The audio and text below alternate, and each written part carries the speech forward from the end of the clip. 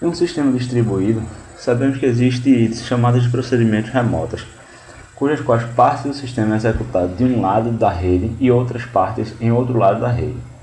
A implementação destes tipos de chamadas é transparente para o programador, onde as chamadas dos procedimentos funcionam exatamente como chamadas locais. A tecnologia para a implementação de tal modelo cliente-servidor se dá através de trocas de mensagens pelo lado cliente com o lado servidor. A maioria dos sistemas que implementam a RPC usam uma linguagem de descrição de interface, IDL, que possibilita a chamada dos procedimentos por sistemas de diferentes plataformas. RPCGIN é a ferramenta que realiza a compilação de um arquivo IDL denominado stub. O stub do lado do cliente é chamado por um procedimento remoto como um local e é responsável por empacotar uma mensagem e enviá-la para o stub do lado do servidor, cujo qual desempacota a mensagem, realiza o acesso local do lado do servidor, empacota uma mensagem de resposta ao cliente e a envia de volta para o stub do cliente, que devolve a resposta ao procedimento que realizou a chamada. Dada a possibilidade de plataformas diferentes realizarem chamadas, é necessário um protocolo para tal comunicação. Um deles chama-se XDR e foi desenvolvido pela Sun. O XDR funciona como uma biblioteca de funções portáveis para diferentes tipos de plataformas, onde realiza a codificação e decodificação de suas funções. Independe da camada de transporte por ser uma aplicação middleware. O XDR tem o padrão IETF de 1995 da camada de representação do modelo OSI. Não permite especificar nomes ou interfaces. São fornecidos um número de programas e uma versão passados na mensagem de requisição, que possibilita a troca de mensagens. Apenas um parâmetro de entrada é permitido. Procedimentos que necessitam de vários parâmetros devem incluí-los em única estrutura. Os parâmetros de saída são retornados por um único resultado da mesma forma dos de entrada. A assinatura consiste do tipo do resultado, nome do procedimento e o tipo de parâmetro de entrada. Independe da camada de transporte.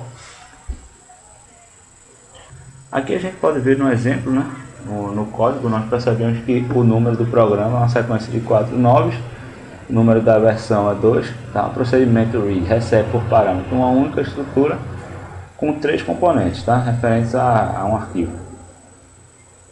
O resultado é uma estrutura contendo números de bytes retornados a dados do arquivo. O write ele é numerado como número 1 e o read 2, tá? E o número 0 por default testa a disponibilidade em que o servidor se encontra. O RPCGIN, como nós vimos, é um compilador da Sun, tá? Que possibilita, ele gera os seguintes procedimentos, tá?